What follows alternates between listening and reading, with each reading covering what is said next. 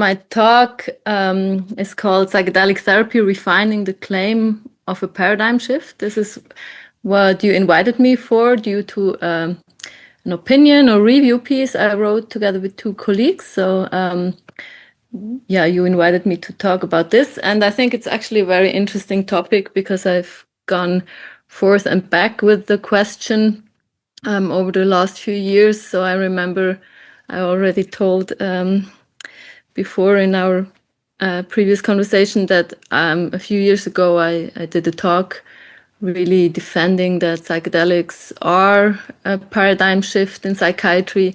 And then I had a phase where I really thought, no, this is not the case. And really, yeah, I think it's also depending on where we stand in our considerations and with our experience. So I think I'm gonna guide you through some thoughts I have on the topic, and I'm really also curious to discuss it with you. Yeah, I'm from Switzerland. Maybe to give you a little bit of context, Switzerland is this small country on the right side, the red dot, a bit south of you, in Europe, Central Europe.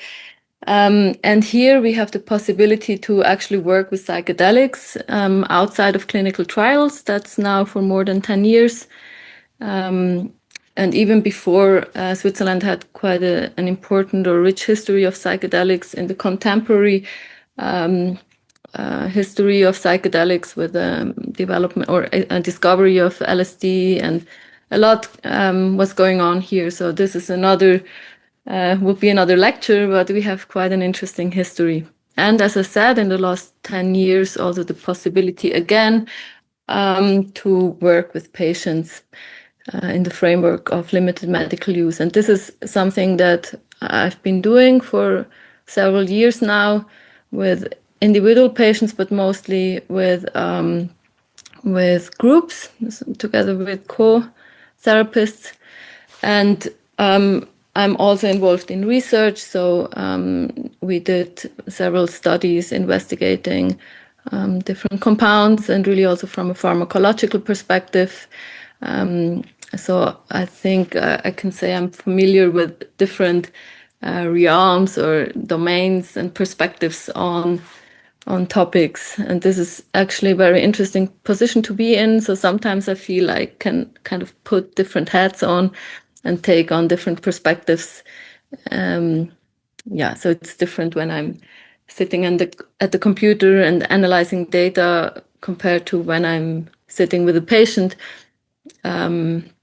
It's a different mindset, although I think as a researcher, ultimately it's also about the curiosity to find out more and to trying to better understand. And this is also the ultimate maybe perspective in therapy, to find out more, being curious. And yeah, so let's just start with something you might be well aware of.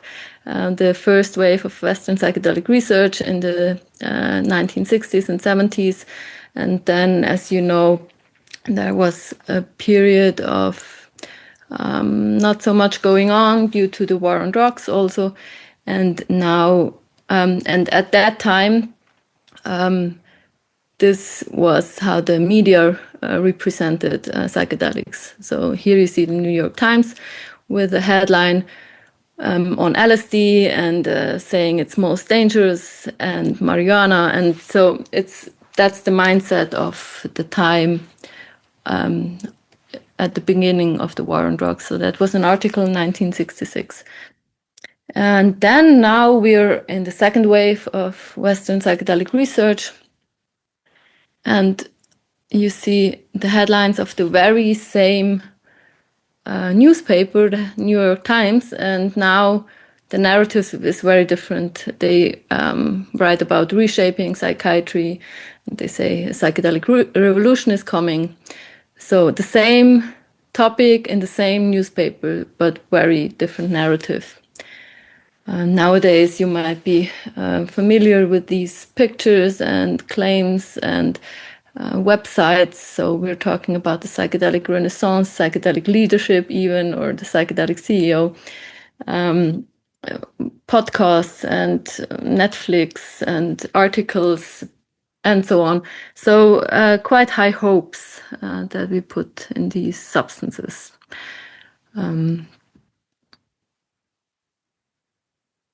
So I think what I want to do with this talk is to invite you to think, to explore, and to discuss based on.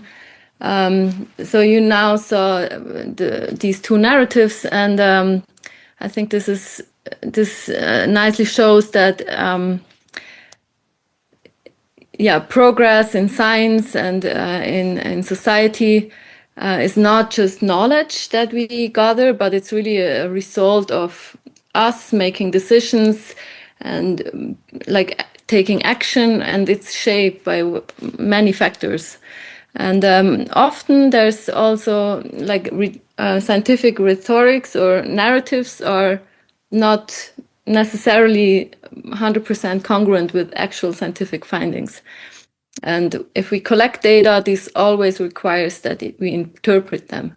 So we have data, but what we make out of them is not necessarily objective.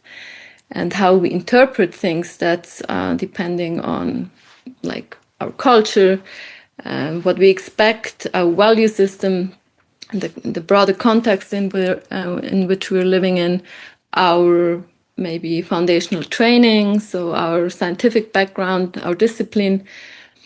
And especially in topics that are maybe more interventional or more complex, such as psychotherapy or also psychedelics, this might be even more pronounced because, as I said, it's complex topics, and there are a lot of factors playing into the whole thing.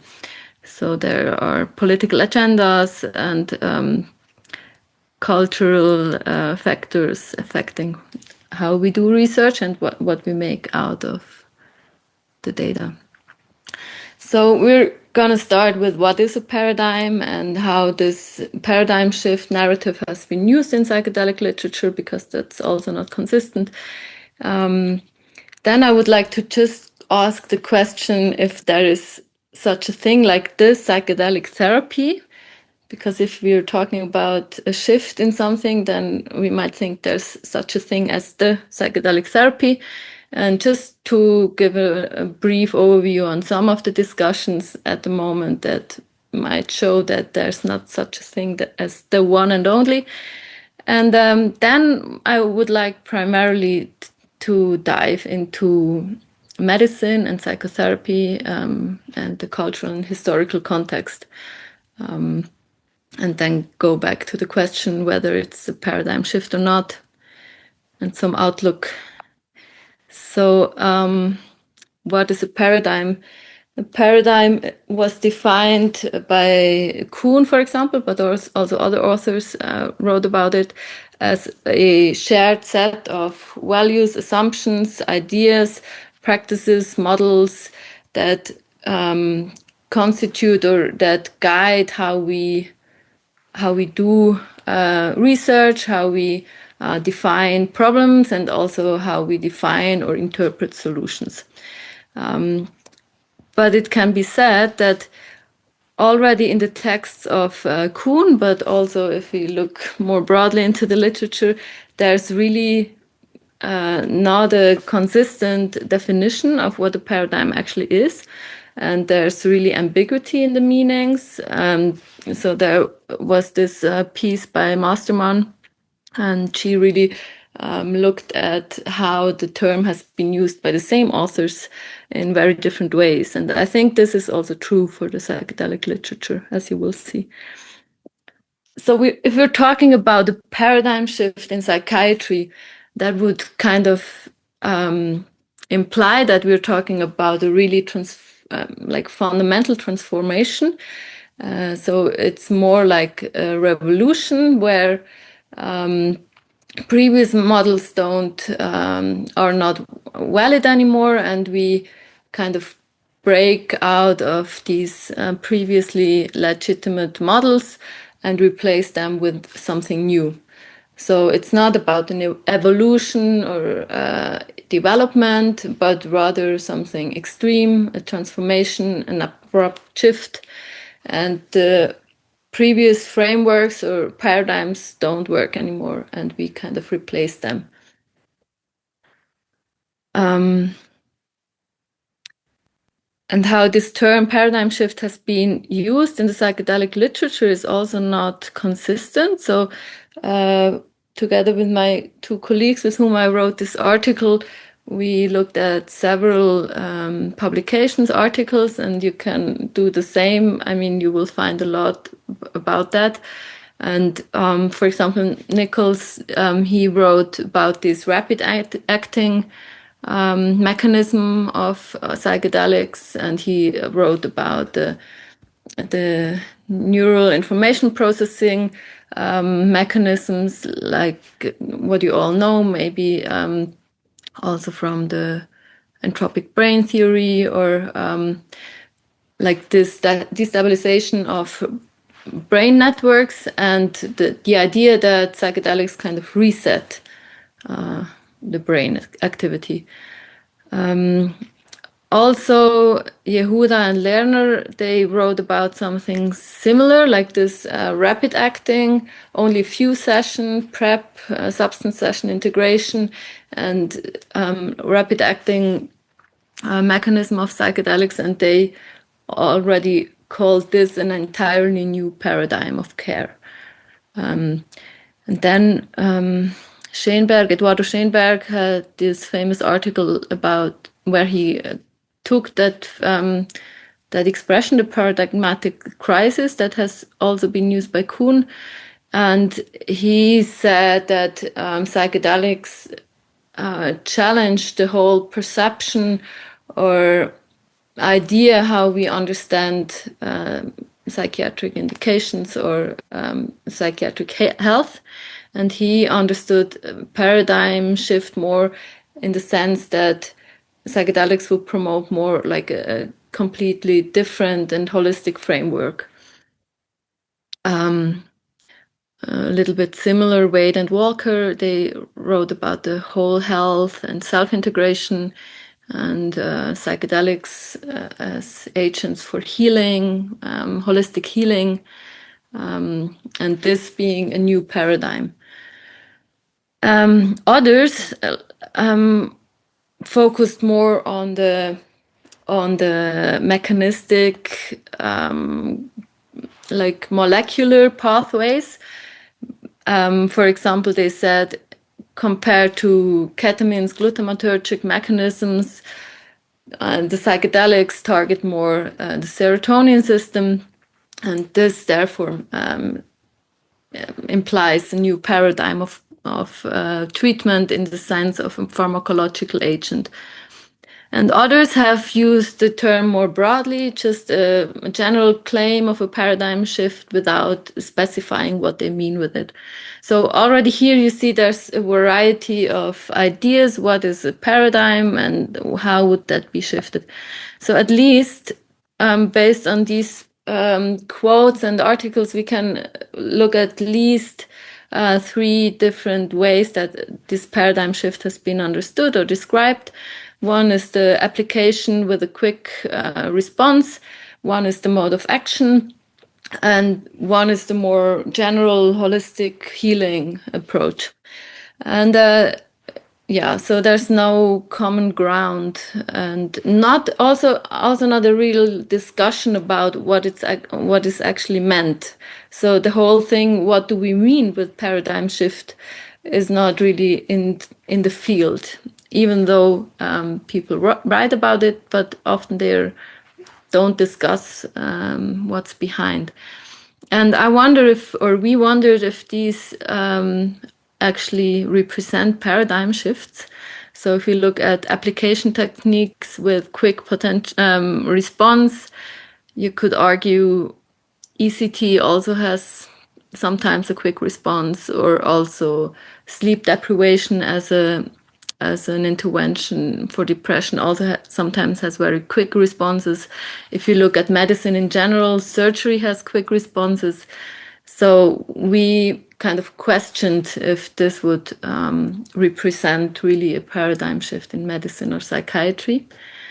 Then the mode of action, this one article compared it with the ketamine, but you know that SSRI also seem to target the serotonin system, which is also true for psychedelics, even though it's a different way of action, but the neural systems are still the same. So we also questioned that this would represent the true paradigm shift. And also the idea of having neuroplasticity as a mechanism. I mean, neuroplasticity happens whenever we learn something new, whenever we're exposed to something new. So also this is not something unique to psychedelics.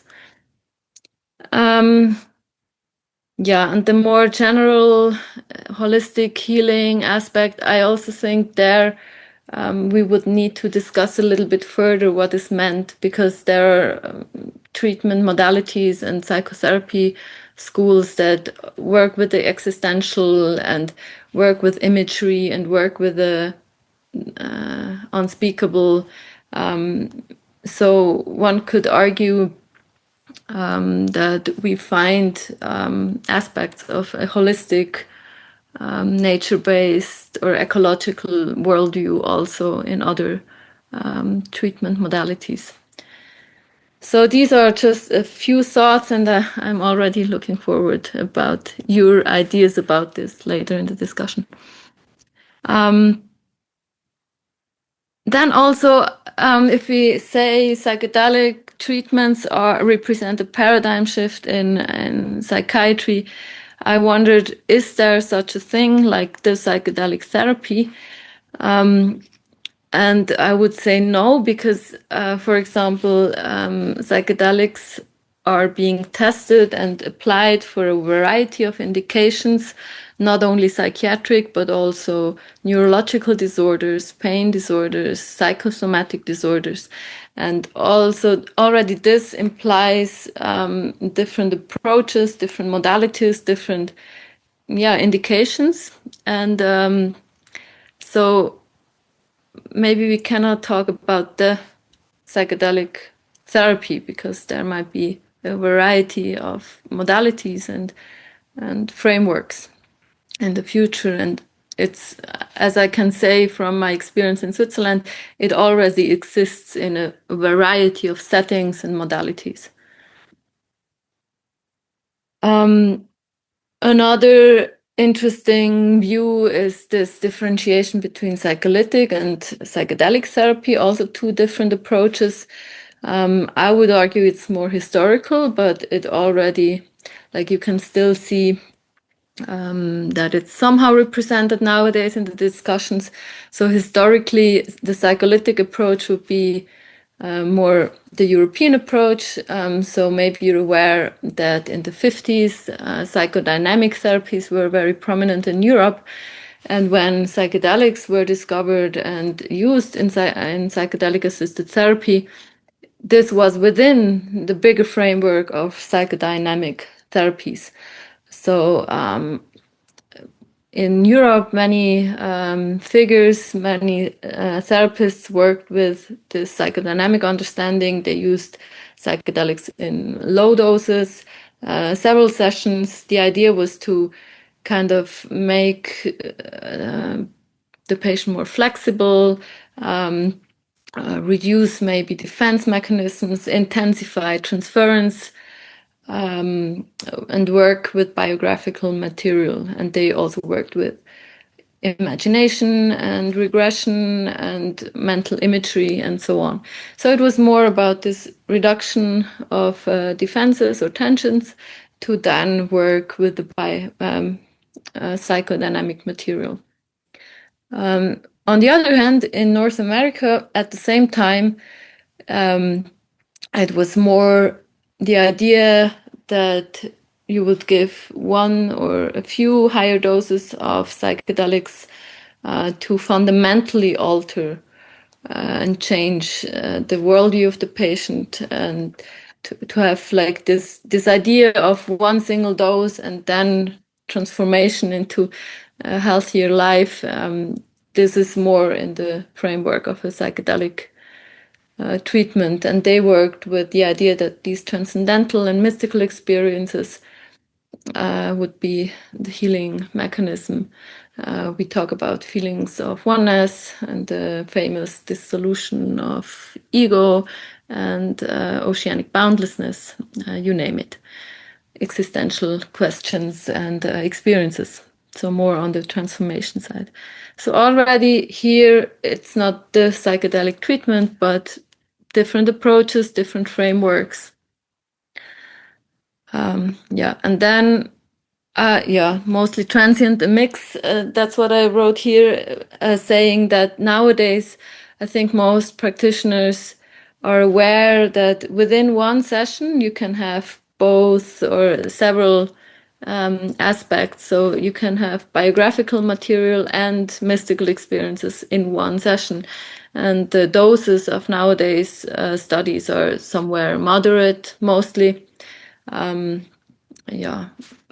still, when you look at the literature, if you see the mystical type experience correlates with outcomes, that's from the Johns Hopkins mostly, or like more in the North American, and you see more literature in Europe talking about psychological insights and emotional stuff. So it's historical and not so prominent nowadays, but you still see that in tendencies nowadays. Yeah, another question that is being discussed and also questioning whether there's such a thing like the psychedelic treatment is if the subjective experience even matters. So some authors have claimed that it's more about the neuroplasticity and the subjective effects are more side effects and unnecessary, while others have argued that the subjective effects might be necessary or valuable. Of course, this dichotomy is somehow not arbitrary, but it's a bit theoretical. So one cannot be without the other, but from the framework or the perspective, they differ somehow. And this is being discussed at the moment, as you might be aware. Yet another discussion is also very prominent at the moment if it's the drug or the psychotherapy. So it has been questioned whether psilocybin assists psychotherapy or if the psychotherapist just provides safety. So this is going on right now with many players having their opinions and their arguments. One article that I really like about it is this by Gerd Gründer and colleagues, the Beyond Reductionism paper, where they say that it's very difficult to actually differentiate psychological treatment support from psychological psychotherapy. So this is going on at the moment, and again showing maybe it's not about one or the other approach, maybe it's more complex. And like from my experience with patients, what I can say, of course, it's just my clinical experience, is that some patients are quite okay just having their session and they really don't need so much support. They have some resources how they can really work with these experiences without much psychotherapy, and others require much more support and psychotherapy to integrate. So I think it's not an either-or question, and I'm really curious to see how the field evolves and how this will look like in a few years and how studies try to address these questions. A little bit in a similar direction, another question that has been discussed is which is the best psychotherapeutic model for psychedelic-assisted therapy. Also about this, you see papers arguing for this or that model. And I will show you some thoughts and slides which show you that I don't think that this questions makes much sense, actually. but let's see. So let's look at medicine and psychotherapy from a cultural and historical perspective. Maybe it's good to remember that modern medicine, as we know it nowadays, is quite recent, and it has evolved from healing traditions. And it's also interesting to see that these origins or traditions are rarely acknowledged as being like foundational for the development of modern day medicine. And it's also interesting to see that throughout history and across cultures, beings have always tried to find explanations for mind-body phenomena, for illness, for health. And all the cultures have created some frameworks about health and about illness. And those frameworks are usually coherent in themselves, even though they differ. And all the cultures had rituals and medicine and healers, or medicine men, or however you want to call them, different in different cultures. And these systems of healing and of illness, they also reflect, on the one hand, the belief of a certain culture at a certain time, and also vice versa, they shape a society or a culture. So it's interesting to think or reflect that healing and cultural identity are kind of intertwined. If I talk now about like acknowledging the traditions and other cultures, I want to also say that it's also important not to romanticize other like Asian medicines. So there were also healing traditions or mechanisms or tools that from our perspectives nowadays were actually dangerous. For example, there's Aderlass, so the blood techniques that were thought to clear the blood, but they were actually quite dangerous. Or also acupuncture without sterile needles, causing hepatitis. Or, I mean, there's a lot of also trial and frameworks that maybe were not so healthy. We can maybe say that modern medicine, as it has evolved, nowadays dominates our healing ideas in our Western societies. Not in the indigenous cultures, but in our contemporary Western societies. If we look at the meta model, and here it would be interesting to maybe also talk a little bit more about how this evolved, but this would maybe be too much for now. But somehow this biomedical meta model evolved, and this is the model that's kind of accepted in medicine nowadays, like culturally accepted. And this is based on the developments of the Enlightenment time, where we talk about materialism and specificity. So this biomedical model has a few features, and one of them, the first, is there's the idea of an illness or a disorder, and the idea that that can be described and categorized, and there are specific symptoms causing specific suffering. And so a diagnosis is made by a physician based on these categories. And the question would be, is the person sick? And what exactly, specifically, is that person suffering from? The second feature is that there's a biological explanation. And these explanations, of course, they evolve with the scientific knowledge. And the idea in the biomedical model is also that there's a specific mechanism, because there's a specific explanation for a specific disorder. So the idea is that there's a specific mechanism to treat the disorder and to explain how the mechanism of treatment also works. So the therapeutic procedure would be specific and targeting these specific mechanisms. So the idea is there's a specific disease with a specific biological explanation and a mechanism of disorder that can be treated with a specific procedure. And this is also demonstrated with RCTs, for example, as we know them.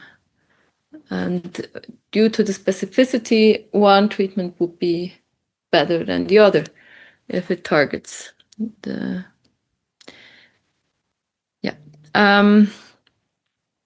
Now we have psychotherapy, and it's also interesting how this has evolved, like from the healing traditions. I mean, you might be aware that healing has evolved, and the separation of body and mind has also evolved. There was dualism, there was monism. There were different worldviews in the sense of addressing also the heart problem of philosophy. But let's say in the late 19th century, there was a medical dominance that was, like, as I said, dominated by this biomedical system or understanding or worldview. And there was a division or a separation of the mind and the body. And medicine was really focused on biological causes. On the other hand, psychological or spiritual healing traditions or explanations or treatments, they were not really accepted within this system. And I think it's kind of interesting to look back at the history. Of course, history is always also shaped by those talking about the history, but you can read several books. And I think it's interesting to see that psychological treatments, they didn't really fit into the model of those that time, the healing model of the time.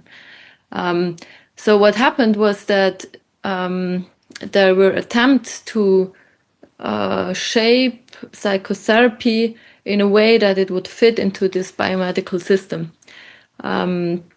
So there's like letters from the APA defining that the psychotherapy needs to adopt certain methods, certain perspectives and procedures to be acknowledged by the medical system.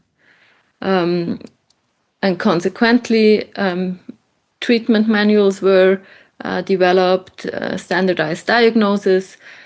It was attempted to adopt also the RCT as gold standard for trials, and this term empirically supported treatments emerged, and it was really a focus on this specificity again, diagnosis, treatment, outcome, that we just heard in the biomedical paradigm.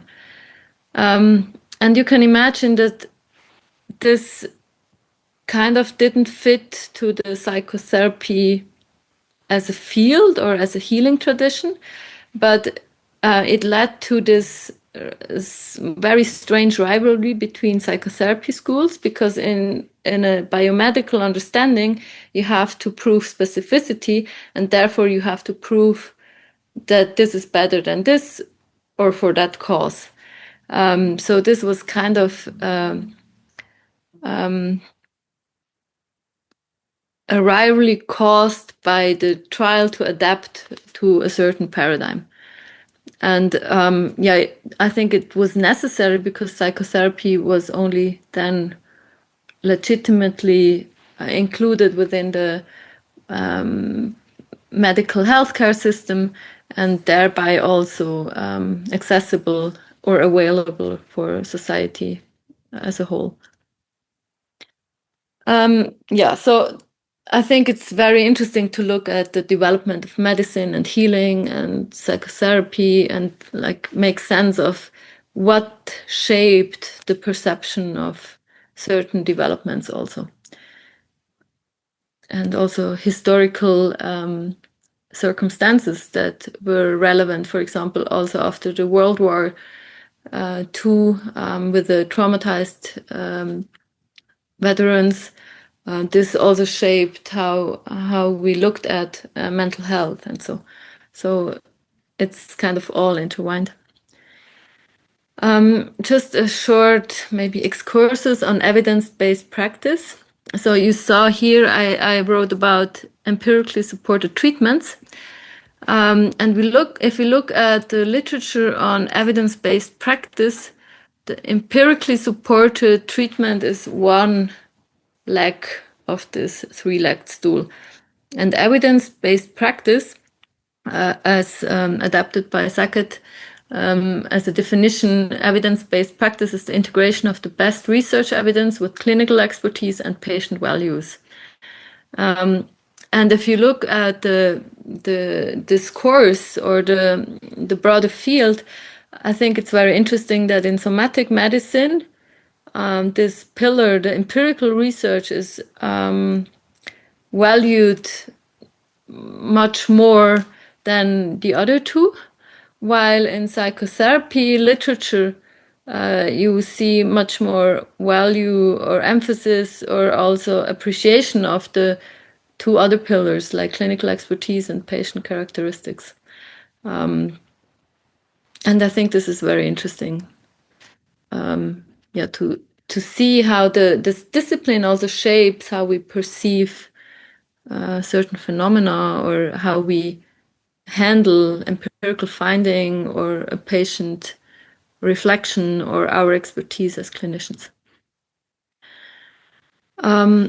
So now about psychotherapy research.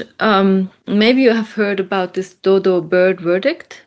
This is originally from this Alice in Wonderland, which everyone might know. So there's this race, and then everyone wins, and the dodo bird says everybody has won and all must get prizes.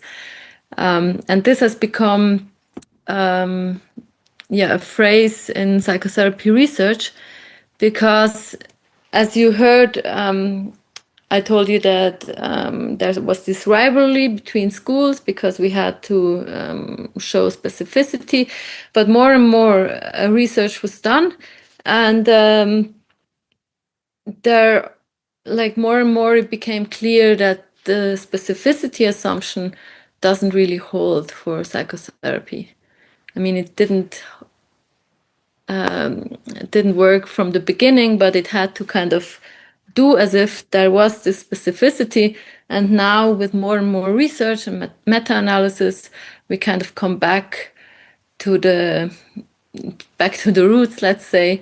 And many authors and scientists have shown that it's also the specific mechanisms, but it's mostly these general factors, or as it has also been called, common factors of psychotherapy that make psychotherapy effective. There was also a huge discussion on, is psychotherapy just placebo, and what does it make, and what's the purpose, and also what's the role of the psychotherapist.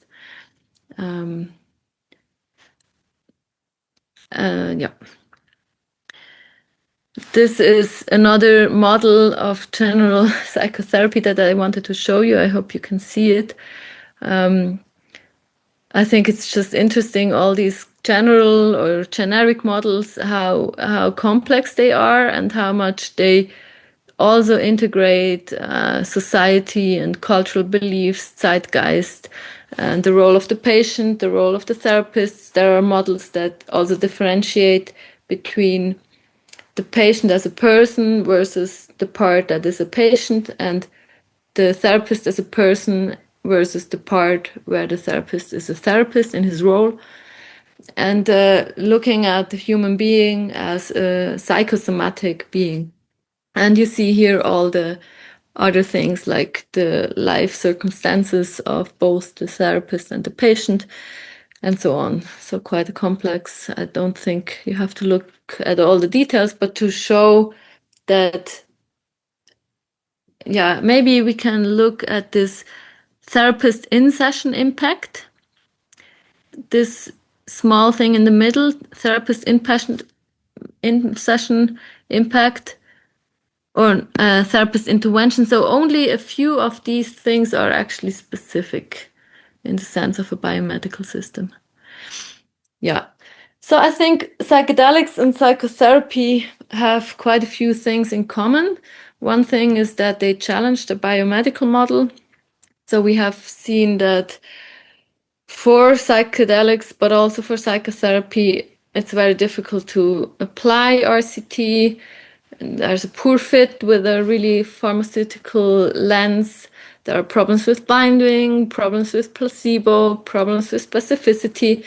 And in both fields, there seems to be a discussion or an agreement that it's more about a transdiagnostic perspective, that contextual factors matter, and that the importance of the subject, the patient, but also the therapist and the experience. So it's just striking to read through the history or the literature on psychotherapy and also on psychedelics and see all these parallels. Especially, I think, in the humanistic field of psychotherapy. I mean, it emerged during a time when psychedelics also emerged. And to look at these parallel and interwoven developments. And also to see that some authors of positive psychology also were authors of psychedelic literature, and how this was all interconnected also historically and in the development. Sometimes I try to look at psychedelic-assisted psychotherapy in a sense that there is value of the biomedical paradigm. It might have sounded as if I wanted to reject it or criticize it, but that's not actually the case. I think there's a value of the biomedical and the specificity and the factors, the molecule, how it acts at certain synapses and in the body. So there's certainly a value of the molecule and understanding this very specifically.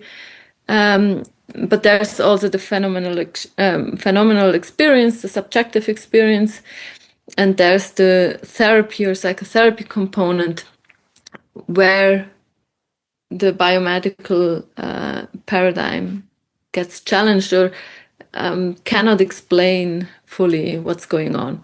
So we kind of have a mixture of, depending on which perspective you take, different paradigms or explanation frameworks help us better understand.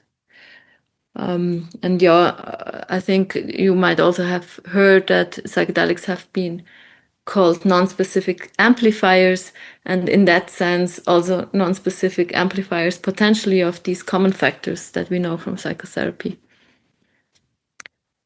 Yeah, so I think psychedelics are inherently biopsychosocial. So you cannot work with psychedelics without adapting a biopsychosocial view. And also this biopsychosocial view is nothing new. So it has existed in medicine, and actually it is the widely accepted framework in psychiatry. So if I have said before that in medicine we have this biomedical perspective, actually in psychiatry, I think that it's common ground that human beings and mental health has to be understood within a biopsychosocial framework. And the biopsychosocial medicine framework or an understanding says that there's no such a thing like body-mind dichotomy. We might talk about the biological and the mind and the psyche because it just simplifies our communication and the way how we can investigate something. But this is kind of it's just a simplification, and inherently there's this body-mind unity. And in biopsychosocial medicine, the organism is understood as a dynamic system, non-linear, it adapts, and health also doesn't mean that there's no stressors, but it means that the body can adapt to the stressors or to whatever is going on. And there are interactions between different causes, biological, psychological, and social levels. They are interconnected and not separate. And you name it, context sensitivity, subjective meaning, that the patient's perspective is integrated. It's a relational approach because as biopsychosocial human beings, we are interrelational, and it's complex. So our health is complex. We are complex. Sometimes when I'm with patients in psychedelic therapy sessions, I wonder, is it really different to just a regular psychotherapy session? I like to just ask this question. My reflections is that, like, on a very deeper level, it's not so different. My attitude as a therapist is the same. I'm open, I'm receptive, I accept the patient, I work with my maybe countertransference or my resonance, and I am with the patient with whatever is there at the moment. And if this is a psychedelic experience, then it's being with the patient in the psychedelic experience. If it's a painful something memory recollection, then it's this. If it's just whatever. So that's what we do as therapists. We are present with the patient, with whatever he or she is going through. And also often, at some point in therapy, it's really about the question, who are we in the end? Like this existential question. It's not only in psychotherapy with psychedelics that this question emerges, but many patients ask themselves ultimately, who are we? And also, in my view, psychotherapy and psychedelic-assisted therapy are both kind of anti-pathology. Of course, we have to work with these diagnostic categories because it's we're in a medical system. We're also reimbursed by the insurances because it's a curative treatment of people that suffer. But at the core, it's not so much about the pathology. And maybe the feminist perspective on psychotherapy is also to support the patient in their own meaning making and in their own sense making and their own autonomous process. So in that sense, I think psychedelic assisted therapy is quite the same or similar, like regular psychotherapy, even though I acknowledge that there are differences, of course. So let's get maybe back to that question, the paradigm shift. And I think psychedelic therapy might seem like a paradigm shift, but really only from a very narrow lens or perspective. And I was wondering, when people write about a paradigm shift, what are they really referring to?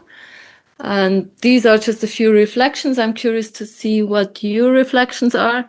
So maybe it's about the desire to break the disillusionment in the current system. Maybe it's also a tool to be seen and heard. Maybe it's also about a deeper vision. I think the people that wrote about the holistic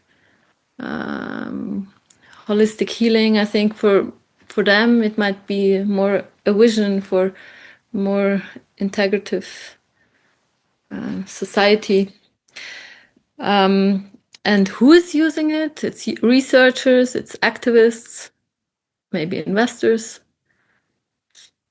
And I think it's also risky to use it because it kind of implies that there's something very special about it. It kind of also fuels the hype. It fuels the idea that, or the psychedelic exceptionalism.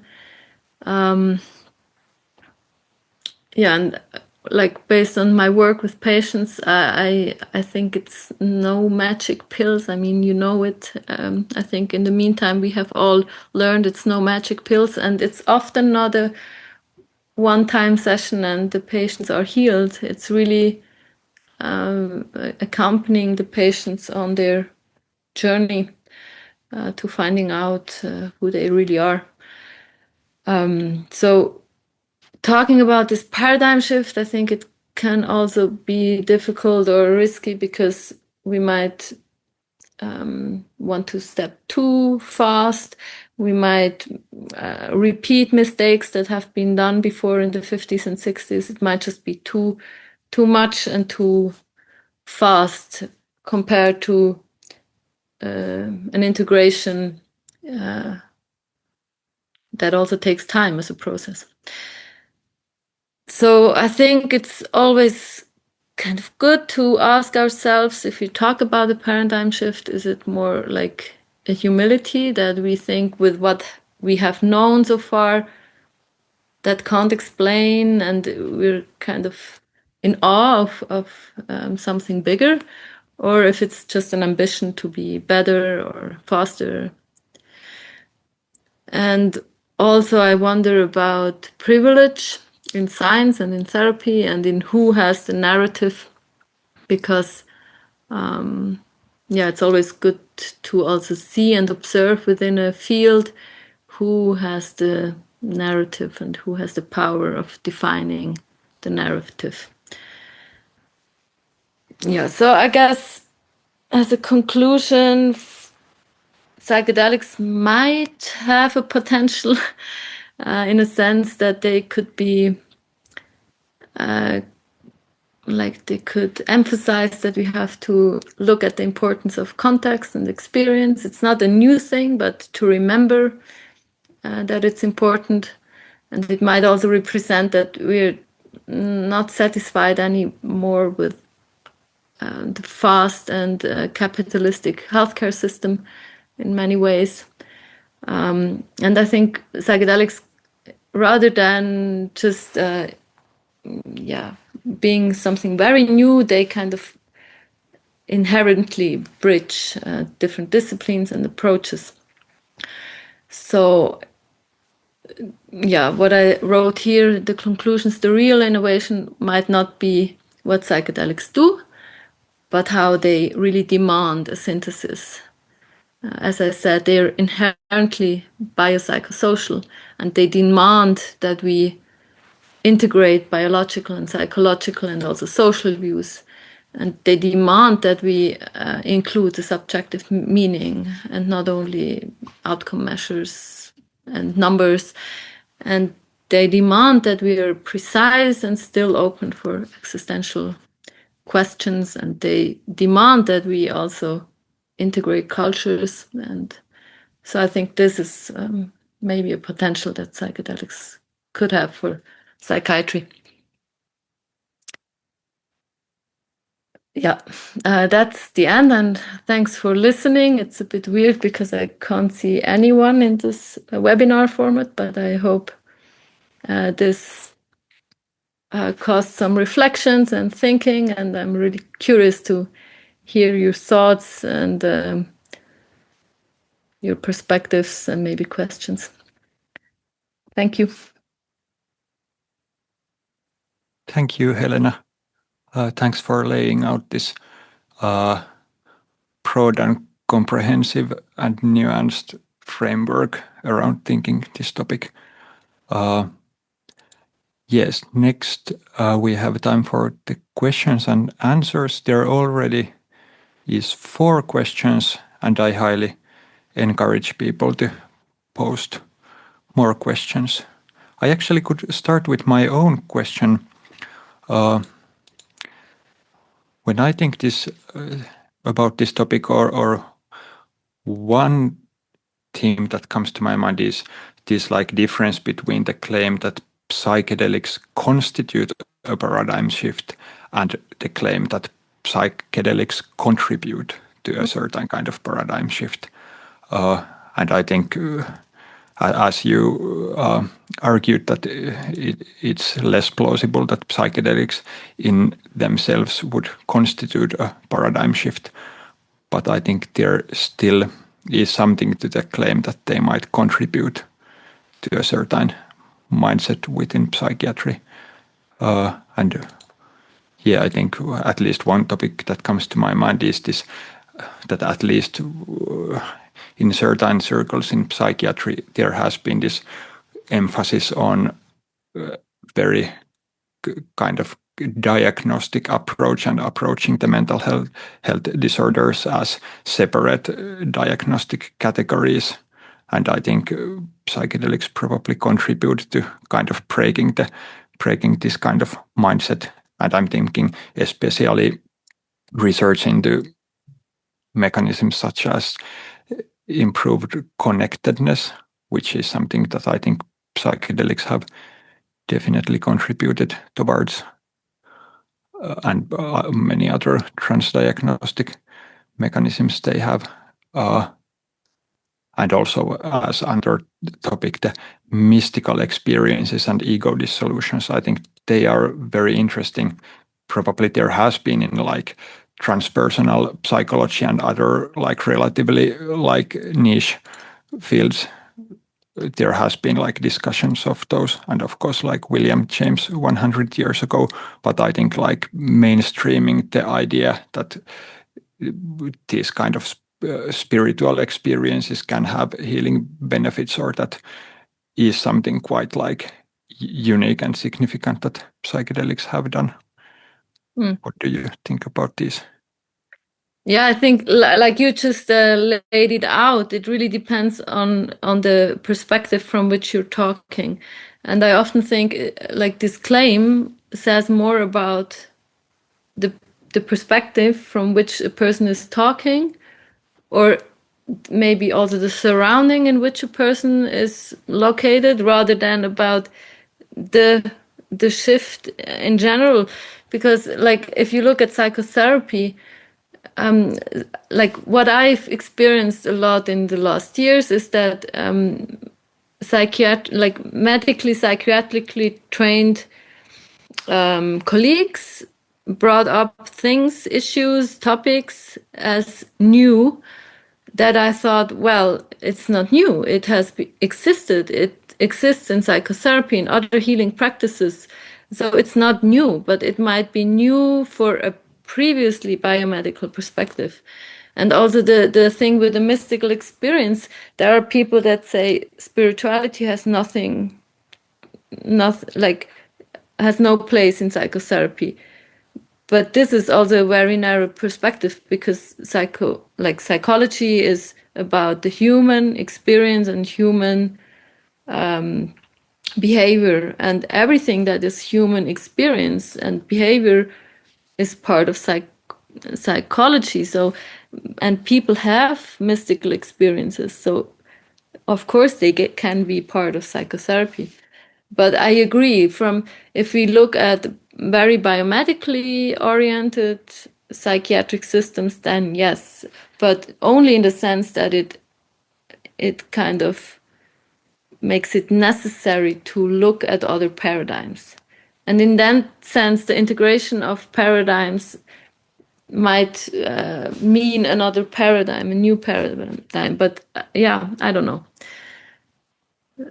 So I think it asks a biomedically psychiatric system to look into other fields and accept other fields. In that sense, yes, I agree. Thanks. Yeah, let's go to the other questions.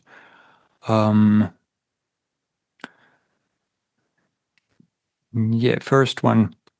I get the sense that much of the psychedelics are a paradigm shift claims are based on a strawmanning of the views of psychiatry and mental health treatment. To what extent do you think this is true? And to the extent that it is, why do you think it has become so? What was the word, a straw? Strawmanning, so building a kind of uh, or presenting somebody's argument in not so favorable light. Yeah, I think that this is the last question I posed, like to look, are we, if we're talking about a paradigm claim or a shift claim, are we just at the limit of our previous understanding, therefore saying it's a paradigm shift for my worldview,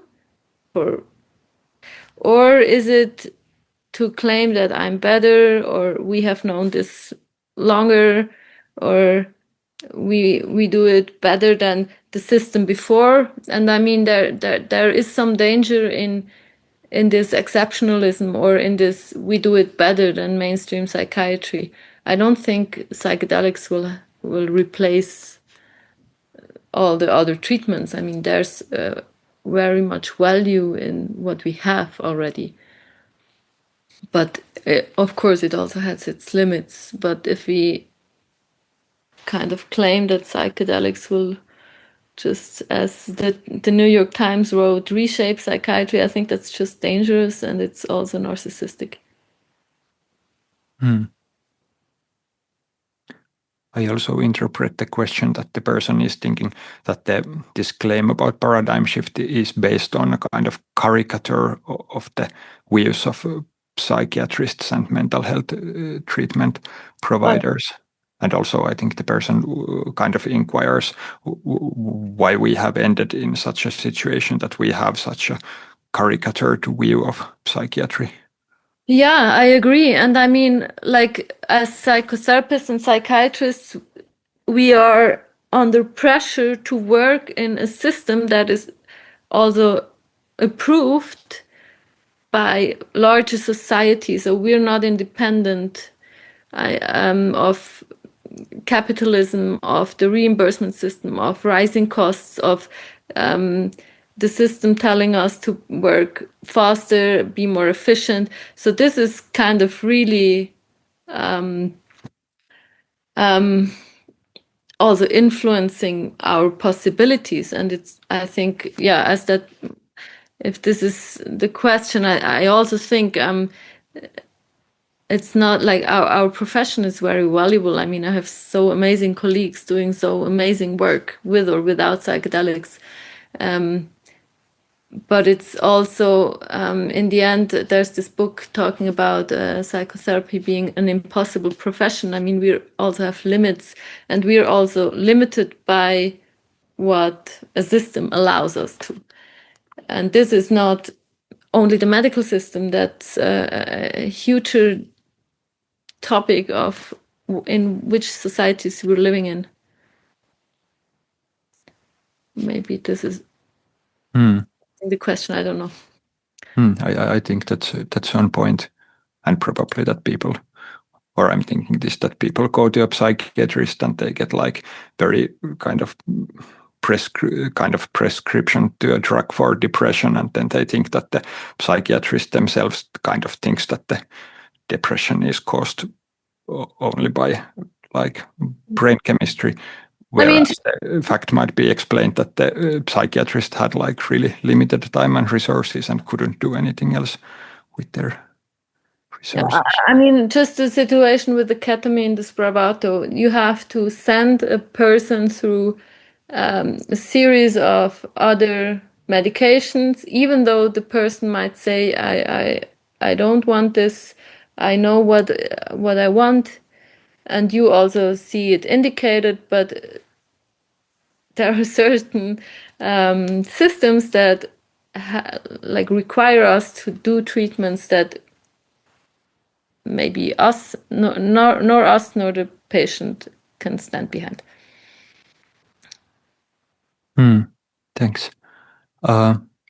Next question.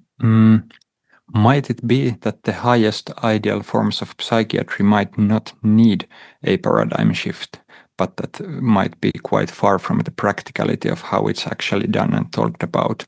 Similar to how we, in some sense, do understand the challenges related to climate change or the broader processes of ecological devastation and give lip service to them, but actually practicing what we preach is not only difficult, but also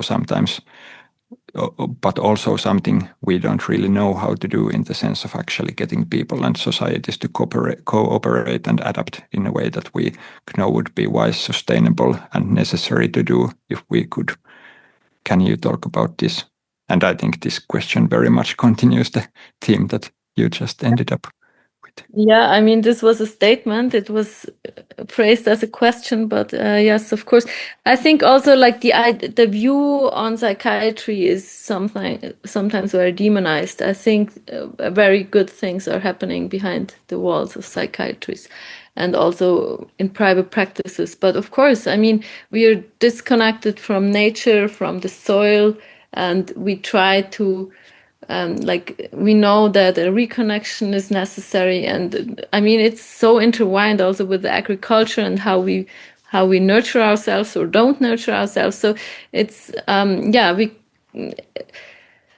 there's this quote: "A problem can't be solved from the same level of consciousness that caused it," and I agree in the sense that we view these fields as separate. We have healthcare, we have agriculture, and no, it's intertwined. When people start to disconnect from how they're nurtured and where the food is coming from and how we reconnect like on a physical level, then of course we become at some point disconnected from nature, and this causes some sort of disconnection from ourselves and from others. So we can't solve that without looking beyond the narrow borders of our discipline. And the climate. I mean, people are freaking out because of what's happening on a political level, on a climate level. And we're sitting in a room in individual therapy or maybe group therapy. Even if we are in nature, I mean, it's, let's say, in individuals that are diseased, or I don't like the pathological view, but diseased individuals within diseased structures, and it's not independent. And so often I think, like, if that person only had the resources to make a living, then he or she would be fine. It's not like, so often it's the social demands and that are at the basis. And if your existential needs and are not met, I mean, there's this stress and resilience model. So at some point, if the stress becomes too much, everyone crashes. But if psychedelics really change this, I don't know. Maybe they contribute. But I also experienced patients that didn't really profit, or that was too much for them. So I'm quite modest in my expectations what psychedelics can do and can't do. And interesting to consider that would the healthcare systems have the like adequate resources to utilize them in optimal manner? And as I heard this like previous question, that they point to this kind of implementation gap between the like highest understanding within the field and how that can be brought into practice. Yeah, let's go on if you don't want to elaborate more. Yeah, I mean, what's to elaborate? I think like I like a few years ago, I worked on a farm where like it was a home to people that suffered from addiction. They were not acutely drinking or consuming anymore, but they had a history of addiction. and this was their home, and it was the foundation who paid it. So they had, like, if you're in a clinic, then there's usually like time is rushing, and yeah, you're supposed to become functional as soon as possible to work again. But this foundation provided a home to people, and it was also a farm. So we worked there. People got community there. People had their hands in the soil, and they produced their food, and we were with them in the field. And I mean, I also realized how much manpower and women power it is to produce food that's ecological. So it really made me think, how can we bring that together again? Because we pay far not enough for the food, like if we consider all the costs.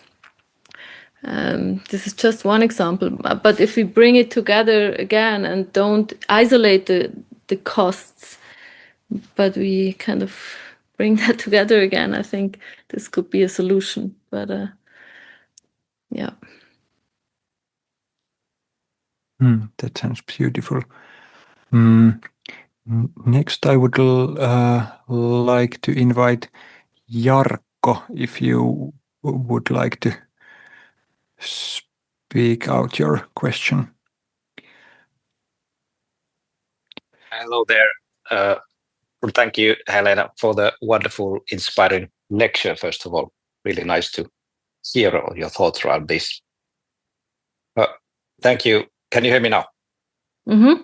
Yes, sorry. Thank you, Helena, for the wonderful lecture. It's really, really inspiring to hear your thoughts around this. And I was really wondering also, you mentioned like psycholytic and psychedelic therapy.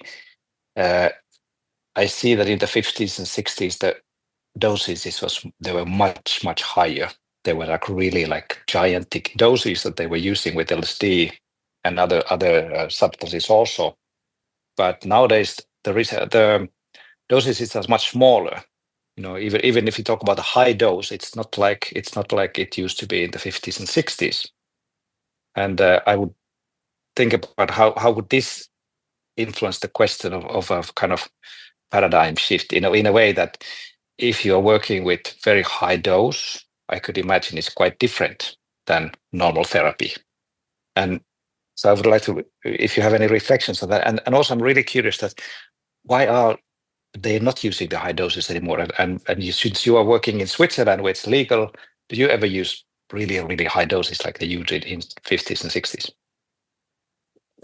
Thank you. Yeah, very good question. So I think like at some point when you increase the dose, it's not getting stronger or like the quality doesn't change. It might just be longer, or like at some point there's the ceiling effect. But we have actually used higher doses, I think up to 400 mics of LSD. It really is an individual process. But I think like also in other psychotherapy forms, there used to be a time in the 50s, 60s, or 70s where like it was all kind of like the mainstream was maybe very tight, very structured, CBT, and there was a counter movement.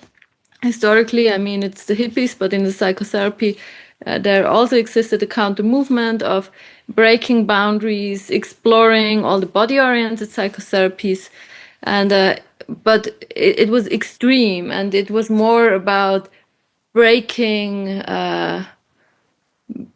resistance and really like challenging also. And I mean, this can be good for some patients, but for others it's also too much. It can be re-traumatizing.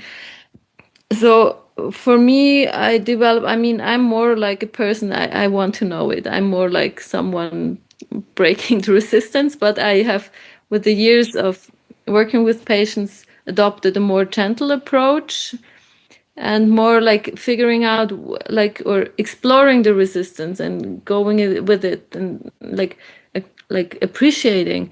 And I mean, also with a 30-40 milligrams of psilocybin, we have full-blown mystical experiences that we have that in our therapy rooms. But in the end, it comes back to the question who we are. And this can also happen in a non-psychedelic psychotherapy session when you're in the room with the patient, just present.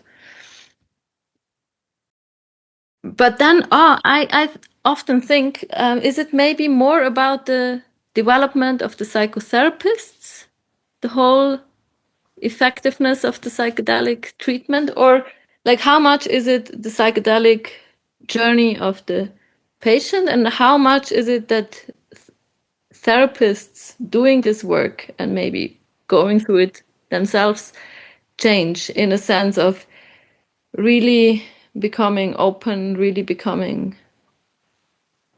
present, and also adopting this beginner's mind, like letting go of all the manuals and theories, and like how much is it about the process as a psychotherapist that you're going through, which helps ultimately the patient in a psychedelic treatment? I think that's a fascinating question also, and also the fact that when you do a psychedelic therapy, then the sessions are much longer. I mean, you're not meeting somebody for 45 minutes or 1 hour, but you're meeting them for 6 to 8 hours or even longer. So it's Sure. also quite a different way of working. Yeah, sure. But I mean, if you have other healing practices, rituals without psychedelics, or lomi massages that are also temple rituals, there in the healing field, there exist other modalities where you also have very long sessions. So also this is not unique to psychedelics, but I acknowledge that it's my different usual. Western psychotherapy. Yeah. Different for that, but it's not unique in the world. That's true. Yeah. And I mean, my individual sessions are maybe up to 90 hours. If it's a group, it's up to 3 hours. And yeah, with psychedelics, of course, it's longer. That's true. And undivided attention. Of course, that does something. And I mean, it does also something. Yeah, if I've worked in a psychedelic state with patients and then I have an individual session without a psychedelic, I'm maybe more grounded, I'm more open. So it does something with me as a psychotherapist. And this also, I think it's really about us therapists also reconnecting. Yeah, I want to now give a speech to others, but maybe one final comment. I just want to add that it's so interesting that you have this possibility to work and you have had it for a long time already in Switzerland. And why don't we, in the rest of the world, why don't we learn from what is happening there? What are your experiences? What kind of results are you getting? How are you doing it? I mean, why are we creating new studies all the time and trying to prove that it works? Why don't we just look at what is happening in Switzerland? That would be my final reflection, but yeah. I think you can look at what we're doing and how we're doing it, but I think it's also unique to every social and cultural context. So you can't just copy paste as much as you can't copy paste an indigenous culture and think that you can just copy paste it here. I think also the Swiss model, let's say, is also not something that you can just take and implement somewhere else, but we can learn from each other. We can be curious. I mean, I've spent quite a bit of time really exchanging with colleagues from the US and also now a little bit from the Netherlands. And I have a friend just right now being here from the Netherlands, and she's participating in a full cycle of psychedelic treatment just to learn and be open and curious and yeah, learn from each other. I think this is the key. And then look what evolves from where we are. Thanks, Jarkko, and also for the answer. There is a next question which actually also considers the situation in Switzerland and inquires that since the legal psychedelic therapy is possible in Switzerland, what is the public view of it? And would you say that there is more or less enthusiasm when compared to other countries? And to what extent there is psychedelic hype in Switzerland? Very good question. I think, very good question. I think there's openness generally, curiosity, but also kind of a normality to it.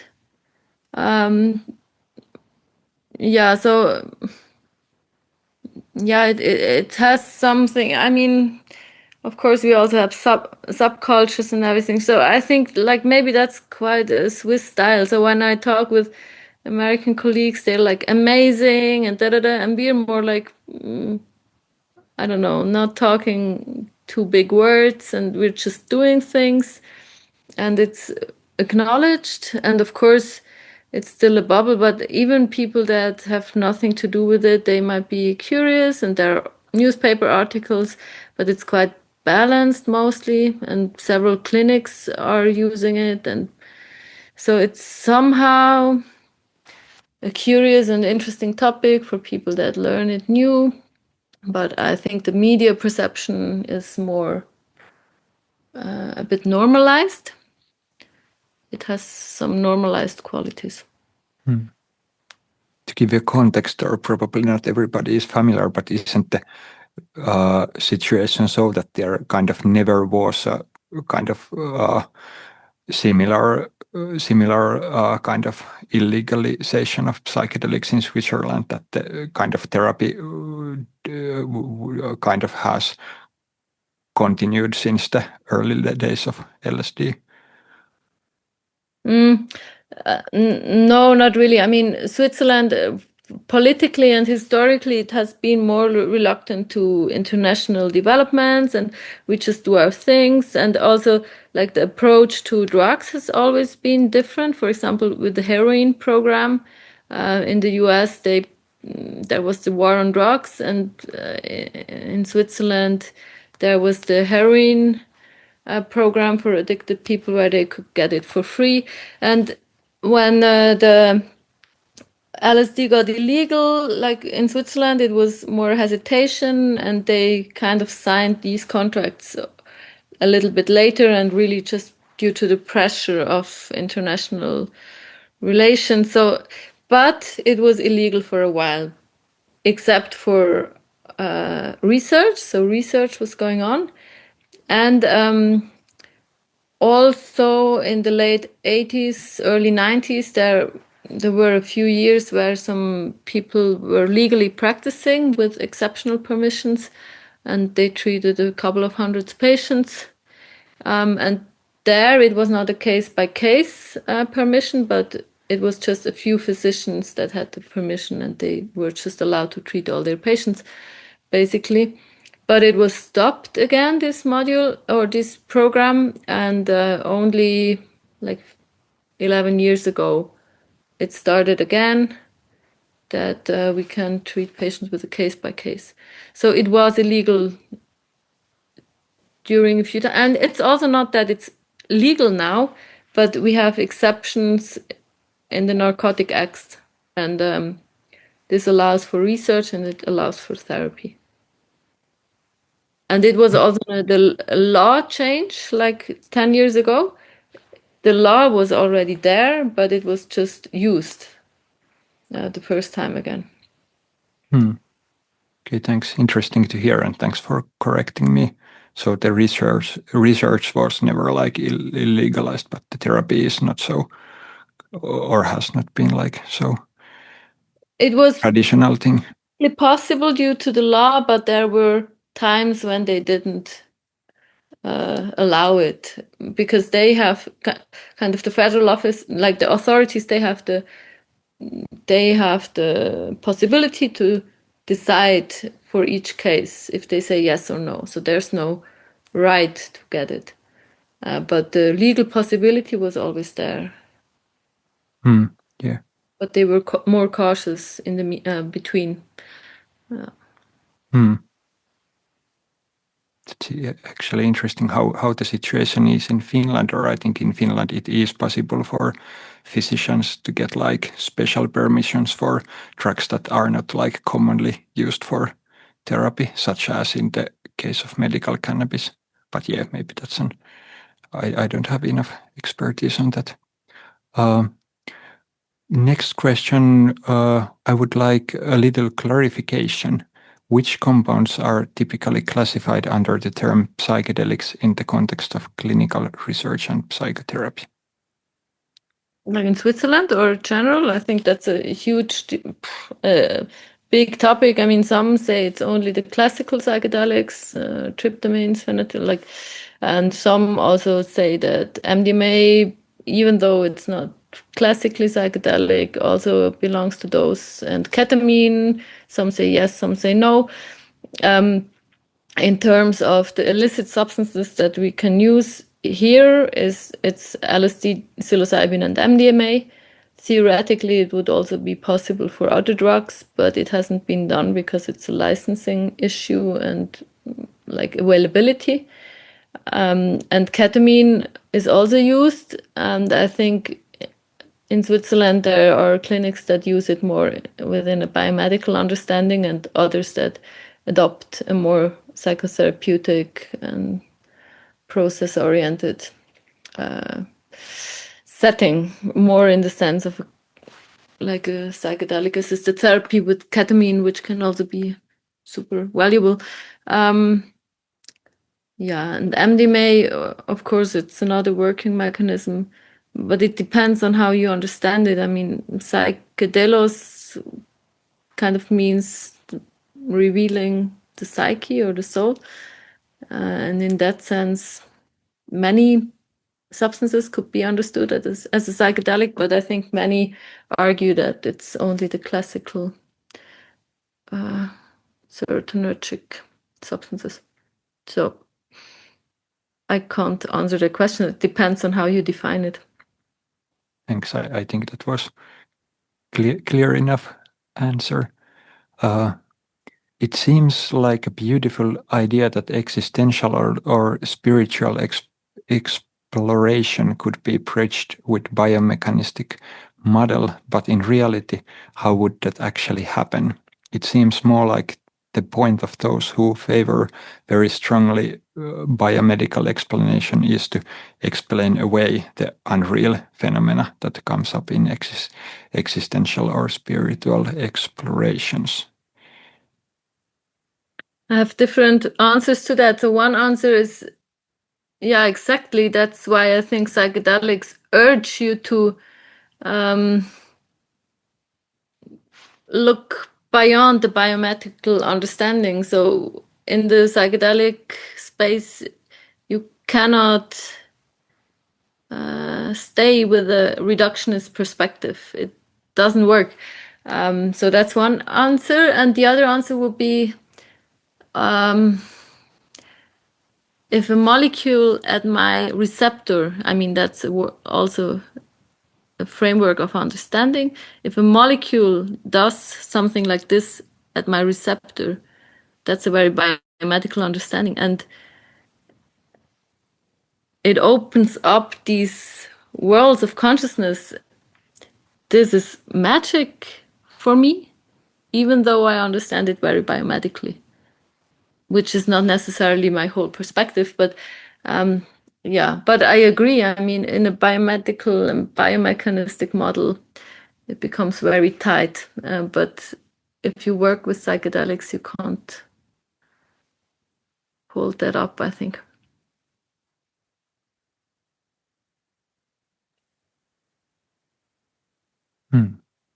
Thanks.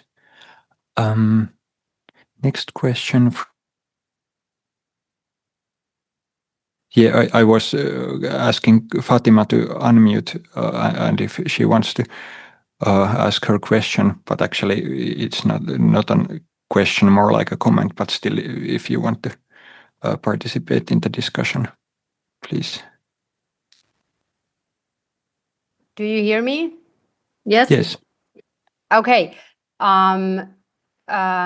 So I'm not an expert, not a psychiatrist or a psychologist. Wait a second. Wait, sorry. So I'm not an expert on this area at all. I'm just really interested in the field, and I'm here to kind of like just to learn more about the research done. And since I'm not an expert, I'm not aware of how deep the research is. But from my point of view, Helena, what I really liked is that your presentation was really, it had like a strong scientific point of view as one questions and kind of like troubles I have with taking this, let's say, my issues might be that there might be a lot of not yeah, maybe I'm just gonna say that it's very good to have like a strong scientific point of view. That's what I said. A really a good presentation. I'm not an expert, just an attendee. Yeah. Thank you. I thought this was not so much a scientific presentation, more like a thoughts and reflections and ideas. And but thank you very much. I appreciate you. Yeah, you mentioned you had research, so that's my kind of like point of view. But like I said, I'm not an expert, so it really seemed to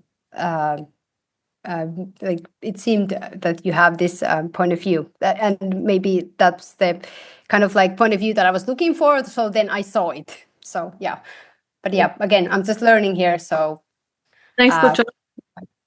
Yeah. All right. Thank you. Thanks. Yes. Next question.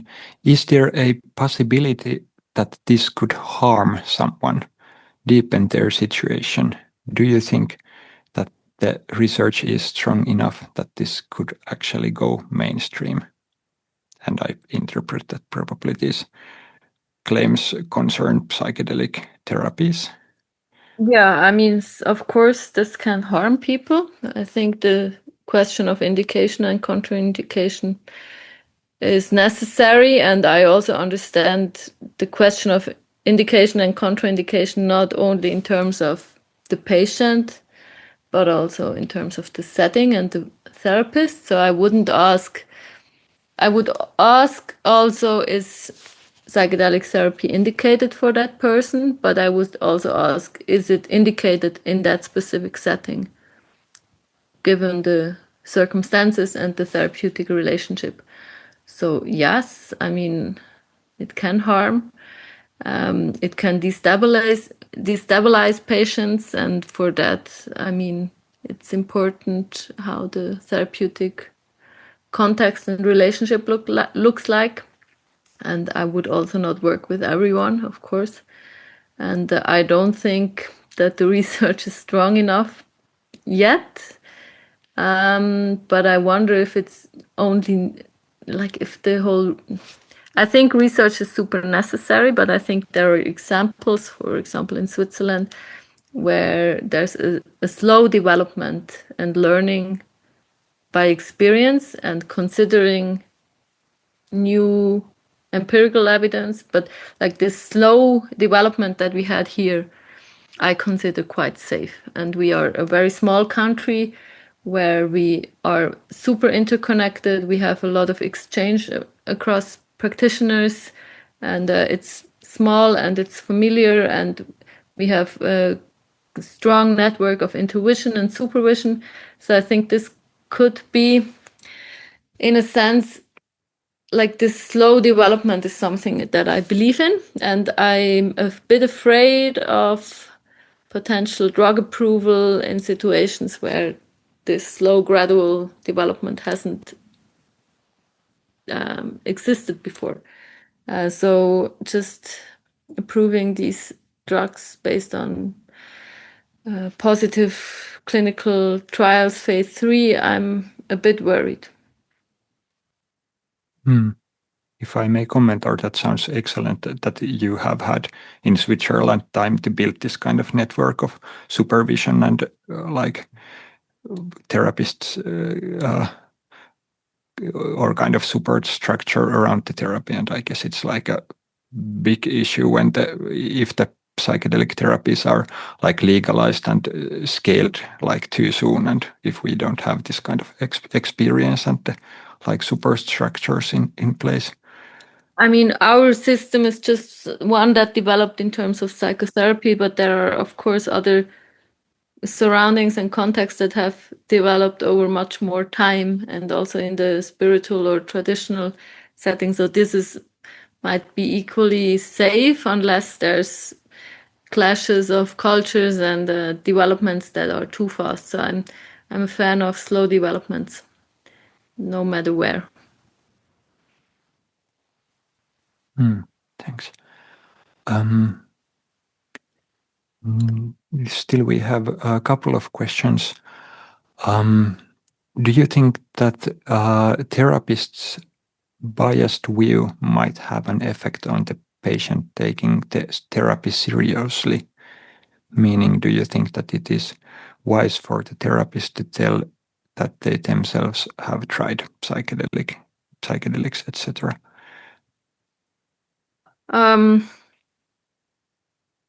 I mean, patients need to feel safe in a sense. I'm like, if someone asks me about my personal experience, I tell them I've been traveling in the Amazon. I have had my insights, and or I mean, usually I answer that question more ambiguous in a sense that I leave it open for them to figure out if they feel safe with me. And what does that mean, biased? I mean, in psychotherapy, it's mandatory. I've had hundreds of personal psychotherapy sessions, and this is just a part of the training.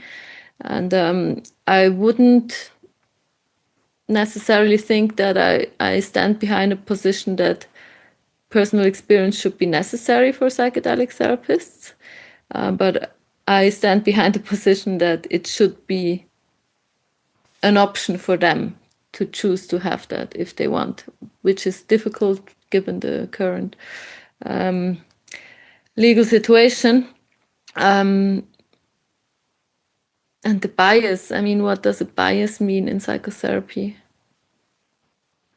I'm not imposing a worldview necessarily, but I think it's important for us as therapists to know about different worldviews, different metaphysical perceptions and perspectives, and to be able to kind of open ourselves for the reality of the patients.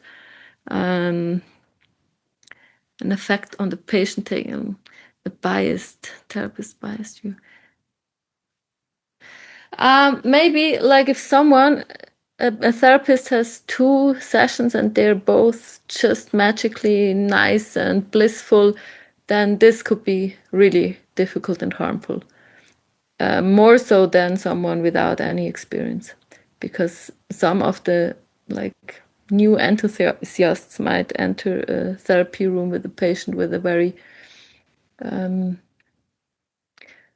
one-sided perspective. But I think if there are therapists with long experience and with an understanding of the difficulties also, then I don't really understand the bias thing. So yes, the bias when someone has had just blissful experiences. But it's equally a bias when someone comes from a very different point of view, and like if someone expresses their emotions and becomes loud and gets into the emotions, and someone comes with an idea that we should regulate ourselves. It's all about emotional regulation. I mean, this is also a biased view that might harm someone in a psychedelic state seriously. So I think the openness to accompany someone in their processes and also stay calm. I think this is maybe the most important, to stay calm, and when they are in an anxiety or go through pain or life and death and birth and whatever, that we don't become anxious, but that we can hold it and contain it, and that we ourselves know our limits. I think that's also important. Thanks. I don't know if that answered the question. Yeah. And sounds that there are like many potential biases to different directions, like depending on the position of the therapist and the client. Yeah, something else I add to that topic. So, I mean, there's the discussion about how you prepare the room, and like what we do is that it's nicely prepared. There are some flowers. It's a dimmable light. We put a carpet in the middle. And then there was recently this article in one of our news, not like physician psychiatrist paper, where one clinic they wrote, we don't want to influence the patients, and as soon as you bring any sort of elements to the room, you're influencing them. And due to the increased suggestibility, this is potentially bad. And I was really puzzled that they wrote this, because how can you not influence someone? Like, how can you not communicate? So if you invite a patient into a very sterile room, this is also influencing and communicating something. So the idea that we can not communicate or not influence or not having our own experience, our own worldview, ourselves also being in the room is a bit reductionist. But we have to be aware, or as aware as possible of our what we bring into the room. This is part of the whole psychotherapy training. Thanks. Next question. You mentioned the risk of repeating mistakes that have been done before. One of the mistakes was that some of the research got meddled in the New Age stuff and thus was not taken as seriously. If there's a need for recognition of this area of research, how do you think that researchers in today's world tackle this issue of New Ageness meddled into real-world science? Interesting and a bit complex question. If there's any...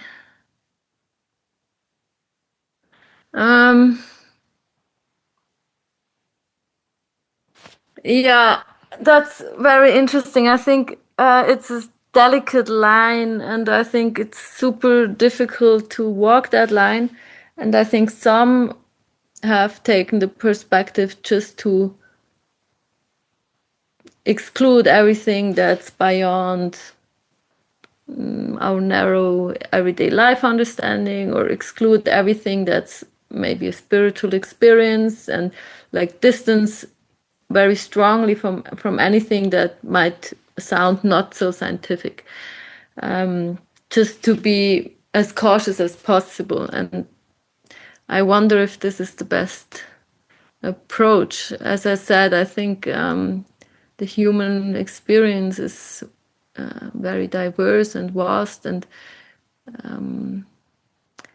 to at least acknowledge that there are things that we might not be able to tackle with our narrow methodologies in science, I think that's not unscientific. But I think it's important to be open in dialogue and also reflect on our perspectives and kind of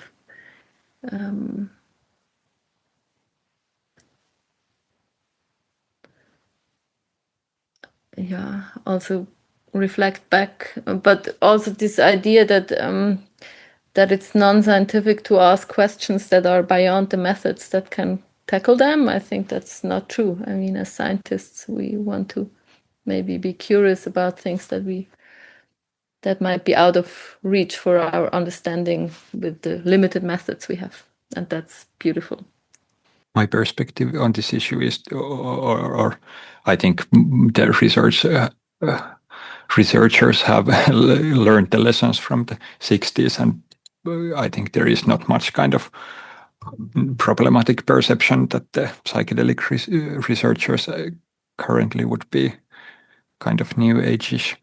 And I think for example, the like Ronald Griffin's and the John Hopkins is interesting example that they kind of started the whole psychedelic renaissance with like thematizing the mystical experiences and going to this, which definitely is not the kind of easiest terrain to explore, but they did it with like such a rigor and kind of with very kind of balanced attitude, which is in itself interesting that the kind of papers that started the so-called psychedelic renaissance in research were focused on the role of mystical experiences in therapy.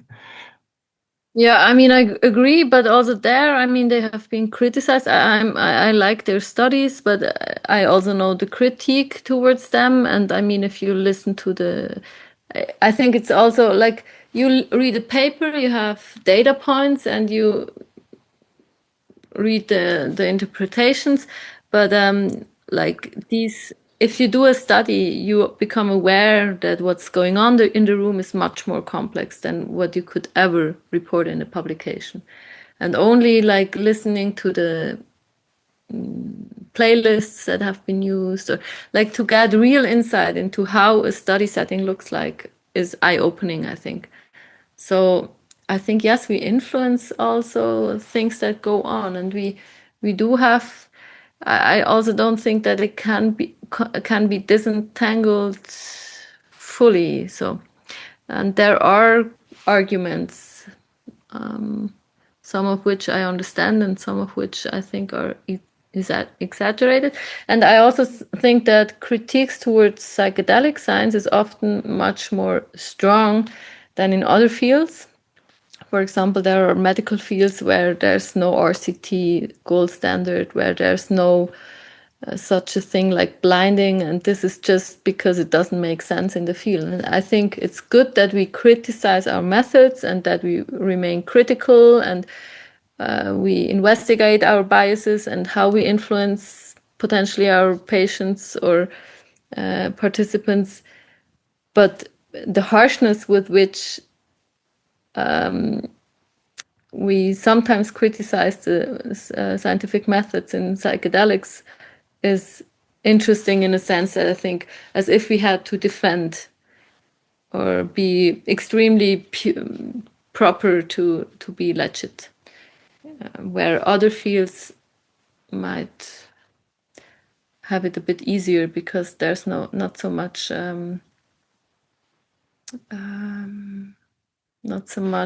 political tension around, or yeah. Two more questions. I am just wondering from a psychotherapist point of view, if you work with people who are severely traumatized, for example, war trauma, how much sort of like stabilization does there need to be before psychedelic-assisted therapy is accessible and safe to attend? Yes, we work with severely traumatized patients. I think what's required is a solid foundation of therapeutic relationship. So we work also with patients that are like not so stable, but we know that the relationship is stable. And of course, I mean, it's a lot about grounding first, grounding, staying here. And I would maybe first work with MDMA and lower doses, and then it can be very valuable. But I agree, if someone is very unstable, it can also be too much. So it's always an individual decision and individual process. Thank you. There is an inquiry, is it possible to get slides and references of your presentation? You can write me individually. On this, I find very interesting. My issue here is that if there is not an absolutely science-based and serious approach, this would mean that the research will not be taken as seriously. I agree.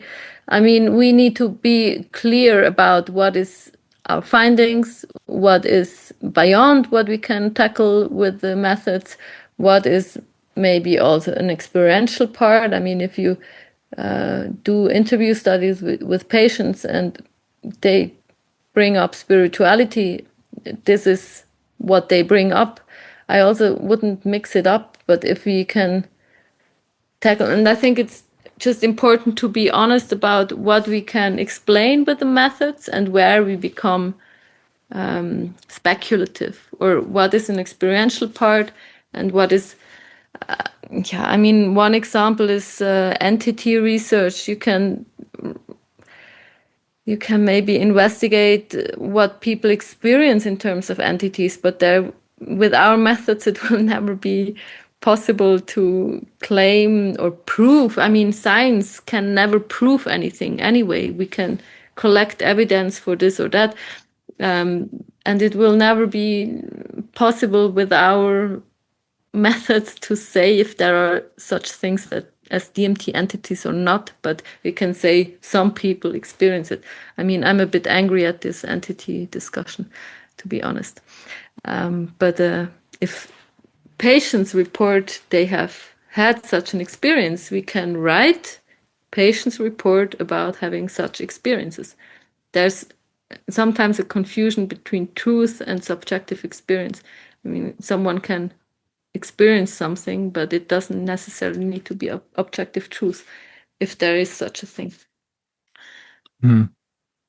Yes, and I guess it's also a different thing to kind of, or what is understood as spiritual, and what's the relation between the like topics that you study and your methods. And I think it's like not problematic to study entities or mystical experiences, but if you use an entity as a research method to, or kind of would try to get scientific knowledge through a mystical experience, that would be a different thing.